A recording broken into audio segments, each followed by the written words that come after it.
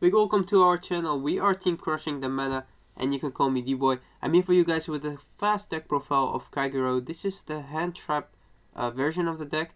So I will just go through the deck and then I will explain some of the cards and some of my choices.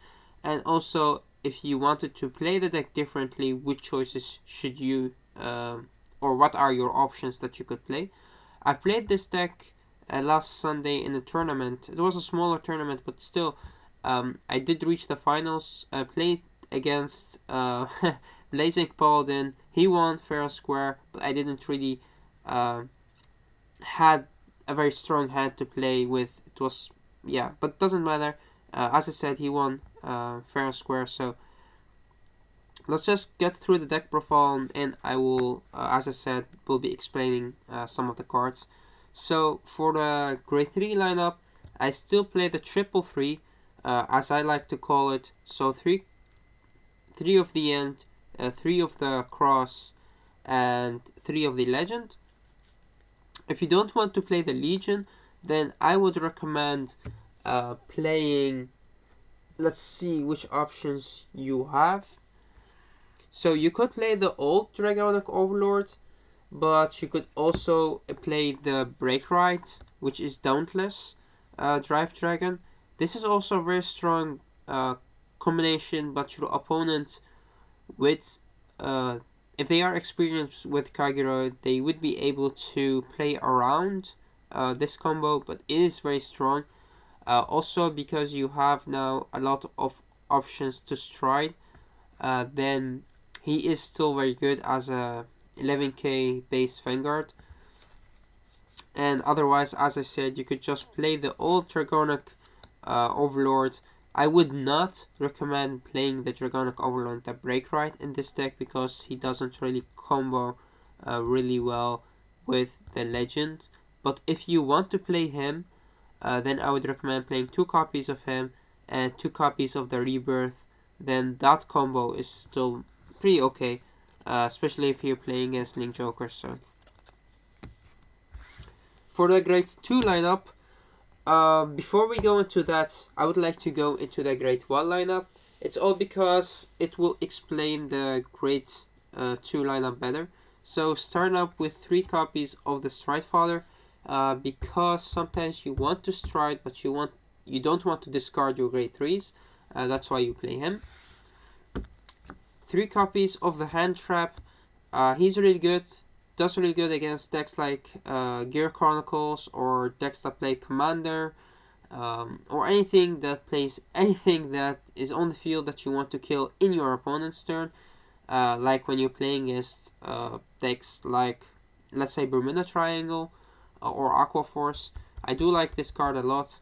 It does give you the power to just kill something on the field in your opponent's turn. So yeah, I do like him a lot. Playing only 3 copies of him because I still like to play 4 copies of Conroe. 4 copies of Conroe. The reason why you play 4 copies of him because you play Burnout in this deck, and because sometimes you want to go into the right grade 3, and he does of course help out with Unflip. And then you play 4 copies of the G Perfect Guard because you do need the Unflip in this deck. Grade 2 lineup, 4 copies of Nahalem, of course, one of your best grade 2s. It's a powerhouse, it is a target for your opponent to attack, and he does do the damage really well.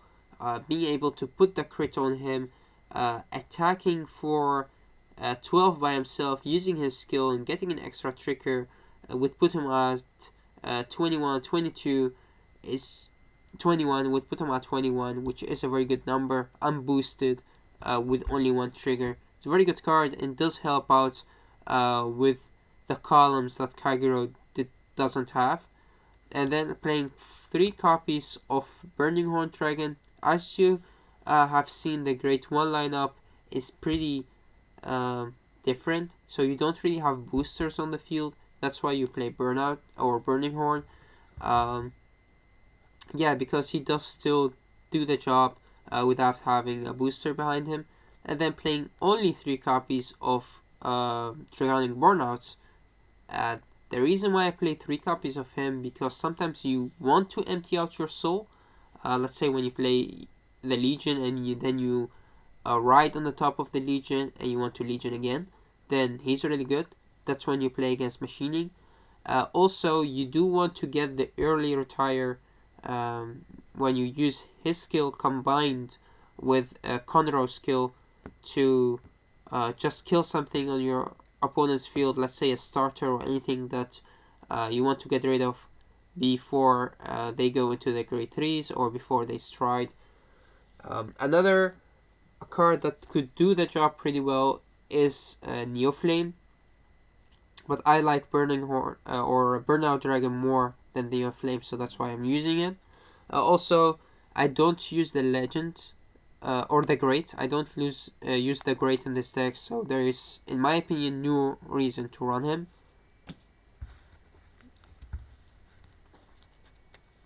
For the trigger lineup, going out with the best draw trigger in the game, in my opinion, which is Gatling Claw Dragon. Just being able to counterblast one, put him in the soul, and kill something from your opponent's field is really ridiculous for a draw trigger, in my opinion. Playing 8 crits, just the Flame Dragons ones. And you could play any critical in this deck that you want to. I also would recommend playing 4 copies of Yanet, the one that goes into the soul, and when you have a, let's say when you stride into your Blade Master stride, you could use him.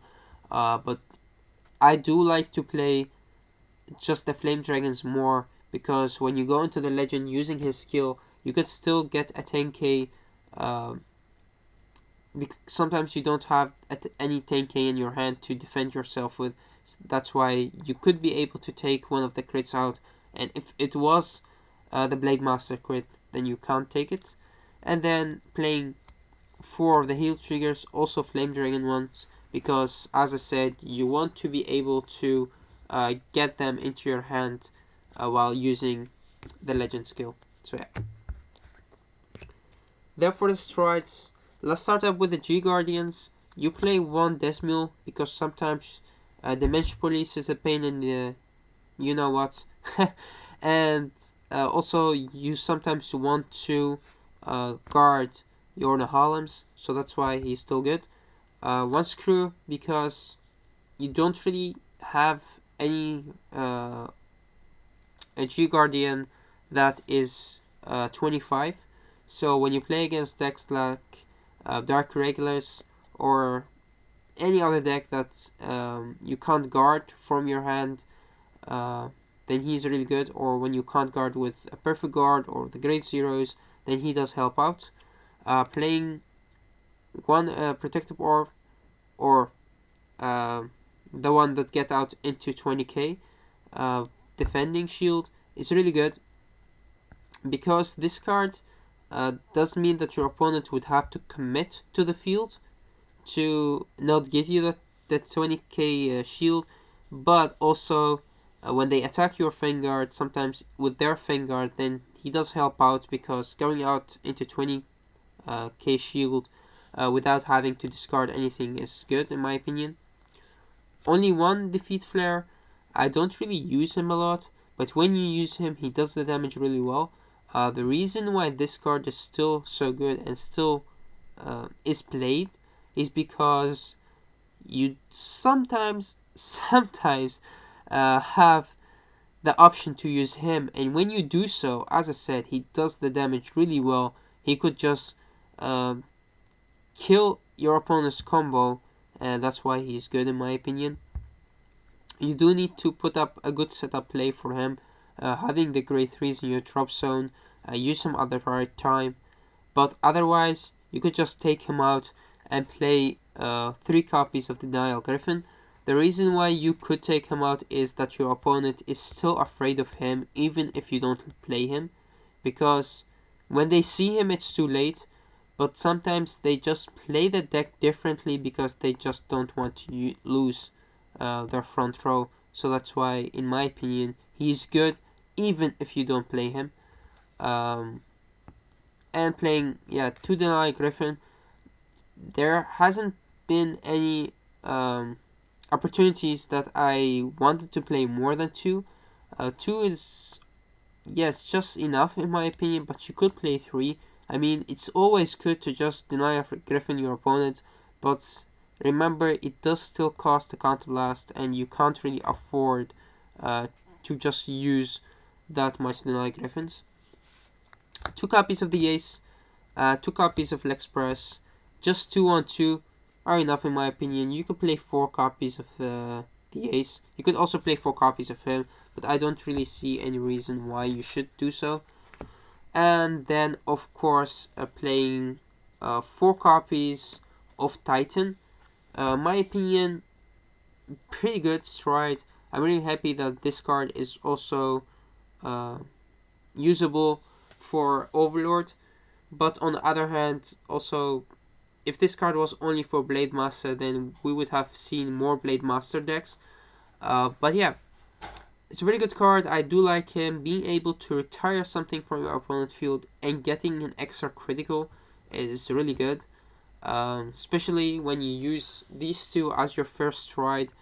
You could unflip a copy of Titan, making the first turn that you go into Titan retire 2 of your opponent is really good. Playing 1 copy of Vortex, 1 copy of Mustafa is still optional, because when you want your opponent to guard and just pressuring them, then you would go into him. If you want to do the damage and kill something as well, then you could go into Mustafa and just kill something from the field if they have something is worth killing. And then the turn after that, you go into Titan, and then Titan does the job really well, just retiring 1 or 2 cards from your opponent, and then you could go also into retiring 3 is really good. Remember, it depends on the deck that your opponent is playing and how you play your Titans, because sometimes you go first Mustafa, let's say, unflip a Titan and then attack, and then next turn you go into another Titan, you unflip yet another Titan, so you have 2 face up, and you kill 2 copies or 2 cards from your opponent's field and attack, but that only leaves you 1 Titan. So you could go just twice Titan, but I would, if you're playing against decks like Angel Feather, then you could play him only for the crit, which means that the first turn that you stride, you could unflip a Titan, but the next turn when you go into him, you just attack and you unflip something else. Just to have the critical retire only 1 card is still good in my opinion. So yeah, for your starter, I use Undux because it is good to search up the right grade 3 at the right time, and you could play any other starter that you want to. You could play the grade 3 searcher, which is not GB1. You could play the Dragon Knights, which is this card. It does help out really good with the hand trap thing, because this card is also active in your opponent's turn. You could just put him into the soul. Your opponent would have to retire something else when something is retired from their field. So let's say they have 1 rare guards in this row. So let's say they have 1 rare guard in this row and 2 rare guards in the other row, and they attack first with this. You deny Griffin this card, and then you use his skill. They would have to retire 1 of these 2 with him. So it is a good card, but I still like him more, because going into the soul when you need him to, and also being able to get the right grade 3 at the right time is, in my opinion, really good. So yeah, this was the deck profile. Tell me what you think about the deck, and tell me what you want to see next.